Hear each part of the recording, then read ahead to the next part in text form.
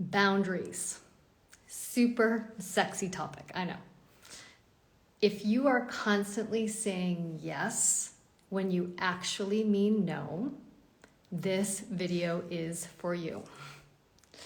This video is day 6 of my embodied radiance activations. I'm doing this for 14 days as a lead up to the Feminine Radiance Retreat in Calgary on April 28th. So if you're coming, amazing. This is great prep work. And if you're not able to make it, well, bonus, because I'm going on for these 14 days to give you so much goodness and gems and real life experience and tools to be able to navigate the waves that come in life in order to help you shed weight emotionally, physically, in your heart, all of it, so that you can actually access this radiant quality that you have from the inside out. I'm going to dive into our topic, which is about boundaries today. And I kind of laugh and say, it's a super sexy topic because, nobody really loves to set boundaries. At least this is my experience. Often when we feel like we're talking about boundaries, it's like, no, nobody, well, I shouldn't say nobody, but like generally it's tough to receive a no from someone. Or when somebody's asking us if we can help them or support them or do something for them, it can sometimes feel difficult to say no because many of us come from the heart and want to be able to help and lean in and share and be available. However, if we're constantly saying yes to things that we actually don't want to do, that don't feel aligned, that aren't in the right timing, that we keep on putting ourselves and our needs last and prioritizing everybody else first, what happens is that you go from being kind, generous, loving, to being resentful, to being angry, to start hating everybody in your life and wanting to cut them out because there's no time for you. And anytime that I start to hear in myself or my clients, like I never have time for myself. I hate this about my partner.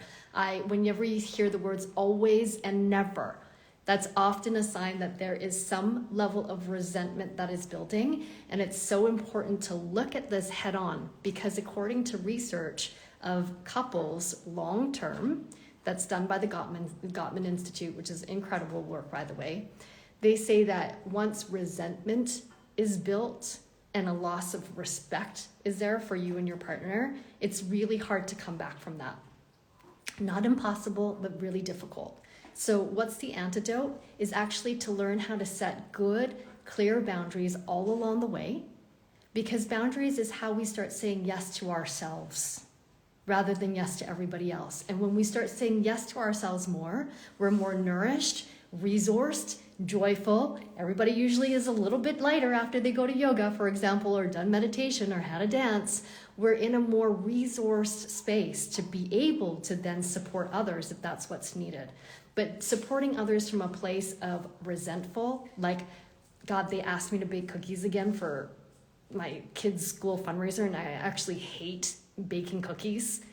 Or I got asked to take on this extra project at work and actually I'm already overwhelmed and can barely keep up. My partner is asking me to do this again, like the dishes still aren't done again. All of these moments are actually creating these mini tears in yourself and in your relationships that are going to be deadly. So today I'm going to share with you a number of things. First of all, how to recognize, first of all, let's talk about why you might be saying yes. So we're going to talk about this people-pleasing syndrome, which I am recovering addict, people pleaser here. So I totally get it. We'll share about that. And then we're going to look at what are the key signs that are telling you and showing you, like red flag, getting resentful over here, crossing of boundaries. And then we're going to share some tools on how to navigate that. All right, so here we go. People pleasing. Why do we do it? Why do we say yes when we actually mean no? And this is a whole topic on its own, but I'll just touch on it briefly. Most of us learned, usually at a younger age, we learned how to please the people around us in order to get love and to have the attention that we needed in order to feel supported in our lives. So for myself, I come from a refugee family. I was the only child for a long time around in the household. When I moved to Canada, we were living in a little townhouse. So that's like 2 houses connected, 2 bedrooms, 13 people living in here. And here comes, baby Alice with a house full of people who had just landed in Canada, didn't speak the language, working all the way around the clock. And this is the environment that I grew up in. So from a very early age, I got taught that, Alice, you need to be good. You need to not make a fuss. You need to help out around the house because everybody's working around here. And if you are going to be bad or cause trouble, you're going to distract us from what's really needed. We're not going to have food on the table. That's some strong conditioning, and you might have your own messages that you received. So I learned as a kid to be really helpful, right? And smile and do things so that the grown-ups in the house could focus on what they needed, and I was a good girl. Then later I learned that being a good girl actually helped me to get what I want, because then I started to develop a super rebellious side that wanted to do all these things that my Asian parents didn't want me to do, like take hip-hop classes and do after-school programs. And I kind of use this but see, I'm an A student. See, all the teachers love me, as a bit of a weapon to get what I want. Because what else they're gonna say? Because me doing well in school was the most important thing. So then I learned how to use, my high achieving thing to be able to get what I wanted. As I grew up more, having relationships in my life with men, for example, I felt so uncomfortable to say no. And I'm sure many of you could relate to this, moments where I was like, I don't know about this guy. Okay, nice guy, but total friend zone, but not feeling like I didn't want to be not nice. So I was so uncomfortable with the discomfort of others or the disappointment of others that I would say yes, even though I meant no. I've stayed in so many relationships way longer than its healthy expiration date because I was too afraid to put up the boundary or the border of what I needed, which then led to the ending of a relationship, which then I also didn't have clear boundaries around. And so then I just stayed in them a long time and started to feel really resentful. The list goes on, right? So what happens when we start to not have clear boundaries about what I'm available for and what I'm not is that you'll start to feel it in your body. So notice for yourself, maybe pick a situation in your life right now where you're crossing your own boundaries. You're saying yes when you mean no.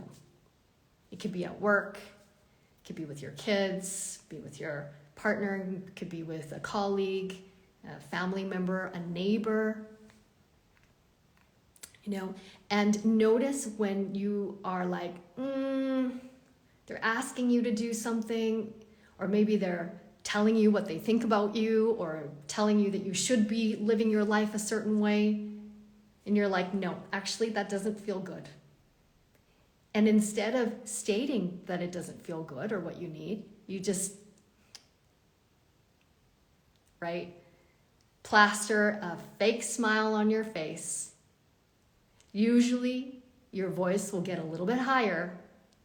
Right, I'll totally do that tomorrow, right? Usually this expression starts to come up.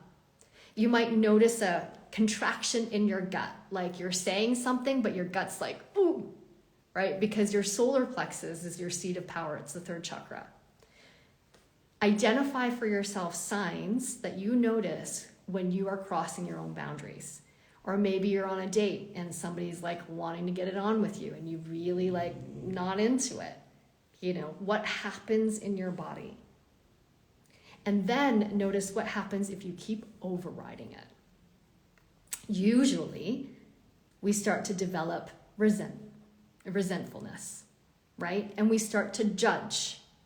So now I'm judging the other person for being pushy, for being over demanding, for being controlling, for asking for too much, for being super annoying. And then we start to judge the other person. It's so easy to blame somebody else for us not honoring our own boundaries. So then we make it about them. That's another sign that you're not honoring your boundaries, is you start to judge the other person. And then this is the gold part, is that when you notice that you're not stating your boundaries, stop. Pause. Don't go into the loop and that negative cycle of saying yes when you mean no. Just don't do it. It doesn't work. Because what happens is you'll not only judge other people, but then you'll start lashing out on the people that you love the most. And as Brene Brown has this great story, about like making the cookies for this fundraiser, and then sooner than later, like you said yes to making these cookies, and then on Friday afternoon, you're like stirring the pot, making these cookies, and you're like, I fucking kids and this and this and this, and you're resentful, but it's not really about making the cookies. It's that you overrode your own personal need. And now you're feeling depleted, overwhelmed, pissed off, because you didn't say yes to yourself. Now, saying yes to yourself doesn't mean that you're selfish. Saying yes to yourself means that you are honoring your capacity. And when you honor your capacity, then you fill up your own well to then be able to be fully in your joy, in your radiance with your community. But a resentful woman is not a radiant woman. Let me say that again. A resentful woman is not a radiant woman. Period. So this is where we need to learn to take self-responsibility for our boundaries. All right, I'm going to look at my notes because I made so many today. There's so much I could talk about here. It's like a whole course. So, saying no to someone, means that you're also then saying yes to something else. So for example, saying no to making the cookies for your fundraiser might mean that you're saying yes to being able to get out to nature with your dog and with your kid and having a nice walk. Saying no to taking on that extra project at work when you're overfull means that you're saying yes to being able to do your current job well. Saying no to the second date with the person that you've already friend zoned means that you're making space for both you and the other person to find a better match. And that really helped me to reframe this feeling of like, I don't like saying no to people, or like, I don't like receiving a no. It's like, thank you. Like, thank you for sharing your boundary. Because a boundary is often an indicator of what is actually true and authentic. And when we can work with true and authentic, then that's where magic happens. That's where truth happens, and that's where freedom lies. So that's a little bit about saying no. All right, I talked about how to feel it in your body when you're building resentment, about pausing, and then tuning into what is actually true for you. What is your honest truth? Is that you don't want to. And you know what? No is also a full sentence. You don't have to explain yourself. You don't have to go in circles about this and waste more energy. Just know that no, full stop, can be an entire sentence. There's nothing else that you need to say. Now, if you do want to say something else because it's truly alive for you, then I suggest the counter offer. And I'm going to share this in just a moment. Now, for those of you who are tuning in, this is the 14 days of Radiance activations. I'm going on live every day with activations to support you to get into your most radiant, vibrant self. We're talking about boundaries today. I'm almost done, but you can jump in right now. And just know that we're also doing a fun giveaway, that if you comment on each of these lives every day for the 14 days with your greatest takeaway, I'm going to be giving away a free ticket to the Radiance retreat in Calgary on April 28th, or your choice of a free one-on-one coaching session with me. So just a little note. Okay, so last thing, communications and counter offers. No is a full sentence, period. If you do have it in you, really, truly, to make a counter offer, this is what it can sound like. What you need to do first is identify what is your need and why are you saying no. So for example, I really need to go to yoga today because I haven't moved my body for a few days and I know that it will make me feel better. So no, I can't clean out the basement storage room with you today. Yeah? So you can say no, or you can also say, you know what, in this, I hear that you want to clean out the basement storage room today, but today I have a priority to go to yoga because it's really supportive for my health and my well-being. But what I can offer is that after my yoga class, I'll come home and I can dedicate 2 hours to going through it with you. Yeah? So that's a way to set a clear boundary, make sure that your need is being met, and then be able to still offer and be of service in the way that the other person might need. Does that make sense? If you have any examples that you want me to go through, feel free to pop them in the comments as well. I love real life examples. Work example. Your boss just asked you to take on another project and you're looking at your schedule and being like, I can't believe they even asked. Like, no, impossible, right? So first, identify, oh, okay, there's that constriction in your body. Okay, that's the boundary. The need is that you need time to probably finish your current project, right? So then the expression and the communication can then be like, okay, I understand that there's this important project with a client that needs to be taken on. I'm completely at my full capacity right now, so I can't take it on. And I want to make sure that I'm doing a really good job with what I've got on the go right now. My suggestion is that after the weekend, we sit down for an hour meeting and let's figure out how we can get those needs met and how we can get that done. And maybe it means hiring an extra contractor. Maybe I'll have more bandwidth by that time, right? So again, it's like saying your no, identify what your need is, and then being able to find a win-win point. I hope that makes sense. All right. Again, if you have any questions, comments, insights, aha moments, please pop them into the chat. They're super, super helpful. Boundaries is such an important topic. And not only are we going to probably touch on this at the Radiance retreat in Calgary, but it's also something that I do a lot with private clients and with couples coaching. So huge. We need to always talk about boundaries. And also inside my Untamed Wild Feminine program. And I just want to share this one story that comes from Untamed. I'm currently doing it in Zurich, so it's just really ripe and alive right now. And I'm going to be offering an Untamed retreat in Calgary as well when I'm back there May 9th. There's a few spots left, so just DM me if you have any questions. But one of the modules that we do is emotional empowerment. And often what happens when we make room for us to feel the entire bandwidth of emotions that we have, a lot of times women first feel anger, because for a lot of women, anger hasn't been an emotion that we've been freely able to share without judgment. We're often get labeled as the bitch or over demanding, or we're too much, or we're too sensitive, or are you PMSing, right? And so it can be a real shutdown for women. So the first layer of emotions that often moves is anger. And anger, I feel, actually has so much wisdom in it, because anger is often a moment when our borders were crossed.